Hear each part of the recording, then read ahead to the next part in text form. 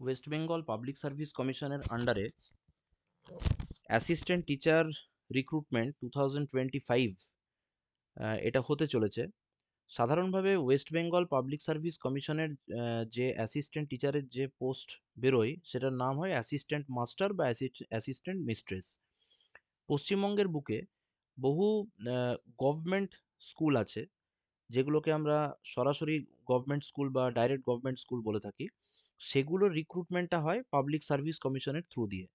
এবং government aided এবং government sponsored যে সমস্ত এখন যে স্কুলগুলো আছে সেগুলোর রিক্রুটমেন্টটা হয় স্কুল সার্ভিস কমিশনের থ্রু দিয়ে। তাহলে এই পাবলিক সার্ভিস কমিশনের থ্রু দিয়ে সরাসরি গভর্নমেন্টের স্কুলগুলোর যে রিক্রুটমেন্ট হয় অ্যাসিস্ট্যান্ট টিচারের, তার পরীক্ষা 2025-এ হবে এবং তার একটা নোটিফিকেশন খুব তাড়াতাড়ি আসতে চলেছে। এখন প্রশ্ন হচ্ছে পাবলিক সার্ভিস কমিশনের মাধ্যমে যে পরীক্ষাটা হবে, তো পাবলিক সার্ভিস কমিশন কোন কোন পরীক্ষাগুলো কন্ডাক্ট করে? মনে রাখতে হবে গভর্নমেন্টের যত রিক্রুটমেন্ট আছে ওয়েস্ট বেঙ্গল গভর্নমেন্টের, সেগুলো কিন্তু পাবলিক সার্ভিস কমিশনই ম্যাক্সিমাম কন্ডাক্ট করে, ঠিক আছে? তার মধ্যে সব থেকে রিনাউন্ড এক্সামসগুলো যেগুলো হয়ে থাকে সেগুলো হচ্ছে West Bengal civil service, West Bengal judicial service, PSC clerkship, miscellaneous service, ঠিক আছে? তার সাথে গভর্নমেন্ট পলিটেকনিকের যে সমস্ত অ্যাসিস্ট্যান্ট প্রফেসরের যে রিক্রুটমেন্ট হয়, West Bengal audit and account service, এছাড়া আরও বহু পরীক্ষা আছে যেগুলো কিন্তু পাবলিক সার্ভিস কমিশনের থ্রু দিয়ে আহ, বিভিন্ন সময়ে রিক্রুটমেন্ট হয়ে থাকে। যে সমস্ত স্কুলসগুলো সাধারণভাবে আমরা আহ, দেখি যে গভর্নমেন্ট স্কুল বা জিলা স্কুল, যেমন বালিগঞ্জ গভর্নমেন্ট স্কুল বা জিলা স্কুল, হিন্দু স্কুল, এই ধরনের যে স্কুলগুলো আছে সেইগুলো পাবলিক সার্ভিস কমিশনের থ্রু দিয়ে রিক্রুটমেন্ট হয়। এবারে যে ভ্যাকেন্সি আসতে চলেছে সেটা প্রায় 1500-র কাছাকাছি থাকবে, ঠিক আছে?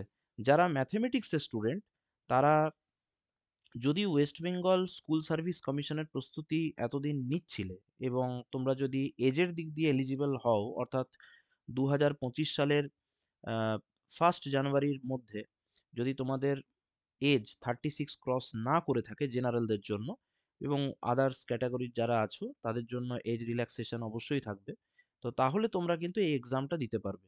এবং এলিজিবিলিটি অবশ্যই তোমাকে এমএসসি প্লাস বিএড অথবা বিএসসি প্লাস বিএড হতে হবে। যদি তোমাদের এলিজিবিলিটি ক্রাইটেরিয়া ফুলফিল হয়ে যায় তাহলে তোমরা অবশ্যই কিন্তু এই পরীক্ষার প্রস্তুতি নিতে পারো। এটা অত্যন্ত প্রেস্টিজিয়াস একটা পরীক্ষা এবং এখানে মানে যদি তোমাদের সিলেকশন হয়ে যায় তাহলে কিন্তু তোমরা সরাসরি গভর্নমেন্টের আন্ডারে চাকরি করবে। এবং যারা শিক্ষকতাকে ভালোবাসো, যারা মনে করছো ভবিষ্যতে আমরা শিক্ষকতাকেই পেশা হিসেবে গ্রহণ করব, তাদের জন্য এটা একটা গোল্ডেন অপরচুনিটি। কারণ মনে রাখতে হবে পিএসসির ভ্যাকেন্সি কিন্তু খুব সচরাচর প্রতি বছর বেরোয় না, 3-4 বছর 5 বছর গ্যাপ দিয়ে দিয়ে বেরোয়, ঠিক আছে? তো এবারে যে ভ্যাকেন্সিটা বেরিয়েছে সেই ভ্যাকেন্সি যেটা আমি বললাম 1500 অ্যাপ্রক্স যদি ভ্যাকেন্সি থেকে থাকে, ম্যাথসের জন্য পুরোপুরি ওয়েস্ট বেঙ্গলে তুমি ধরে রাখতে পারো প্রায় 100 থেকে 170, আমি যেটা আগের ভিডিওতেও বলেছিলাম, ভ্যাকেন্সি থাকতে পারে। এবারে ক্যাটাগরি ভাগ থাকবে অবশ্যই তার মধ্যে। তো তোমরা যারা স্কুল সার্ভিস কমিশনের পরীক্ষার বিগত কয়েক বছরে প্রিপারেশন নিয়েছো, হয়তো বর্তমানে আর প্রিপারেশনের দিকে তোমরা যাচ্ছ না, হয়তো ব্যাংকিং বা স্টাফ সিলেকশন কমিশনের প্রিপারেশনে চলে গেছো বা কোনো প্রাইভেট জবে চলে গেছো, তাদের জন্য আমার সাজেশন থাকবে তোমরা কিন্তু এখন অনেকটাই সময় থাকবে, কারণ এটা তোমরা ভালোভাবেই জানো যে পাবলিক সার্ভিস কমিশনের রিক্রুটমেন্ট খুব তাড়াতাড়ি হয় না, এটা টাইম লাগে। তা আমার মানে অনুমান যেটা সেটা হচ্ছে ভ্যাকেন্সি মানে যেটা আমাদের নোটিফিকেশন, যেটা নোটিফিকেশনটা হয়তো আগামী 2-1 মাসের মধ্যে যদি আসে এবং পরীক্ষাটা হতে হয়তো আরো মোটামুটি 4 মাস থেকে 8 মাস সময় লাগতে পারে। তো এই যে সময়টা আছে এই সময়ের মধ্যে কিন্তু প্রিপারেশন নেওয়াটা কোয়াইট পসিবল। কারণ তোমরা গ্র্যাজুয়েশন এবং মাস্টার্স প্রত্যেকেই ভালোভাবেই পড়াশোনা করেছো এবং গ্র্যাজুয়েশনের খুব সহজ সহজ টপিকগুলোই কিন্তু এর সিলেবাসে আছে। সিলেবাসে কি কি টপিক আছে সেগুলো আমি একটা ভিডিওতে বলে দিয়েছি, সেই টপিকসগুলো তোমরা দেখে নিতে পারো অবশ্যই ম্যাথমেটিক্স সাবজেক্টের জন্য।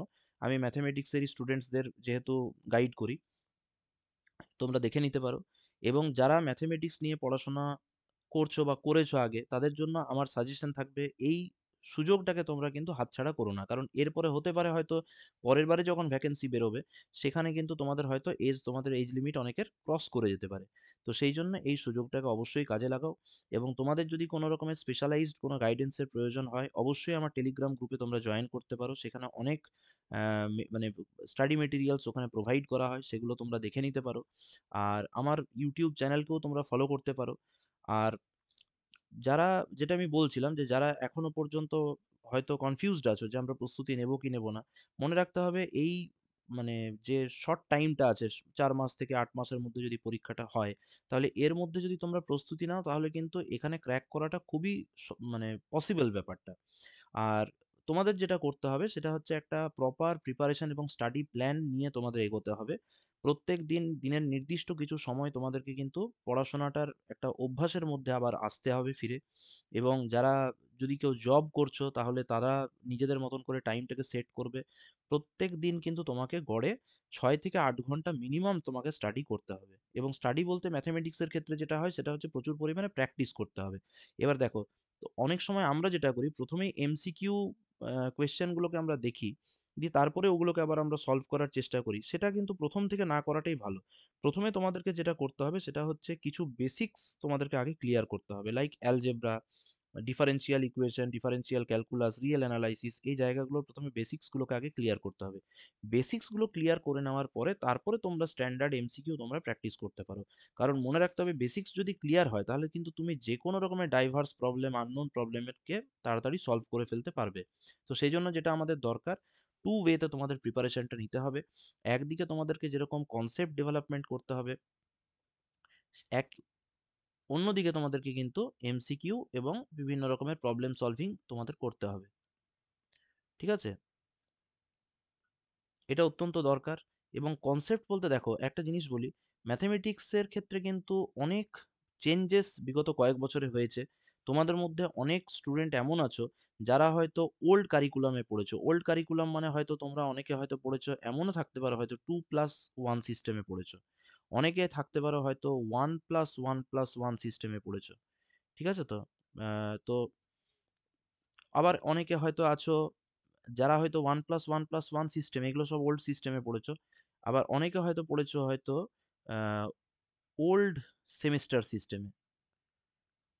ওল্ড সেমিস্টার সিস্টেম মানে হচ্ছে যখন, মানে অনেক ইউনিভার্সিটিতেই ছিল যখন সেমিস্টার সিস্টেমটা ইনিশিয়ালি ইন্ট্রোডিউস করা হয়েছিল, কিন্তু তারপরে ইউজিসির সিবিসিএস গাইডলাইন মেনে আবার নতুন করে সিলেবাসে মডিফিকেশন হয়েছে। তারপরে আবার তোমরা যারা সেমিস্টার, যারা আছে সেমিস্টারের আবার বিভিন্ন রকমের ভাগ হয়েছে, কেউ আবার সিবিসিএস কারিকুলামে পড়েছে, কেউ আবার এলওসিএফ কারিকুলামে পড়েছে। তো বিভিন্ন রকম সিলেবাস কিন্তু ইউনিভার্সিটিতে বিগত কয়েক বছরে, মানে আমি পুরো যদি একটা ডিকেড ধরি, পুরো দশকে কিন্তু অনেক রকমের চেঞ্জেস এসেছে। ফলে তোমাদের মধ্যে এক একজন এক এক রকম হয়তো ফরম্যাটে পড়াশোনা করেছো।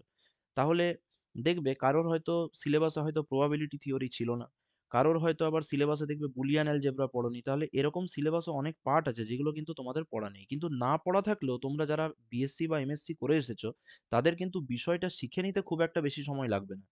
আশা করি তোমরা তাড়াতাড়ি ব্যাপারটার সঙ্গে কোপ আপ করে উঠতে পারবে। তো সেই ব্যাপারটাকে মাথায় রেখে একটা মানে বেসিক লেভেলের তোমরা প্রস্তুতি তোমরা নিতে পারো। তার জন্য আমাদের টেলিগ্রাম গ্রুপে দেখবে অনেক রকমের ডিসকাশন হয়।